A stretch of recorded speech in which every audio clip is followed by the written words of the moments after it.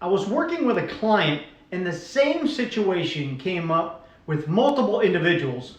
So I thought I'd share a best practice that would help everybody. In many instances, a manager will pull a few recorded phone calls to do some coaching.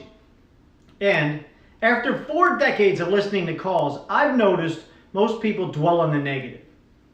I'd like to share what I've learned that I think is standard practice in this industry and change the communication process up a little bit to make it more positive while switching the conjunctions.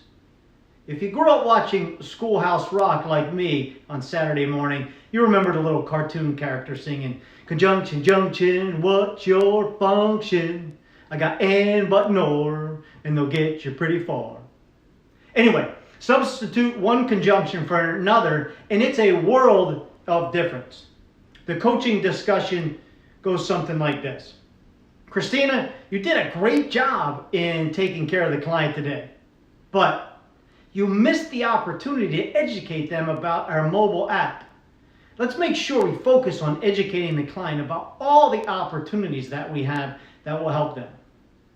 I can tell you with 100% certainty, as soon as that teammate heard the word "but," they completely forgot the compliment, and now they are only focused on what they perceive is going to be negative. Here's a different way to coach in that scenario.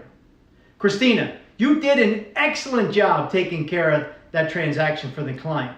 And in the future, when you apply that same skill set to helping them with the new mobile app, you will build an even bigger and better relationship with that client." This was a challenge for me when I first started, and if you'd like to hear a couple calls that I pulled that helped me transition from one to the other, I'd be happy to share them with you.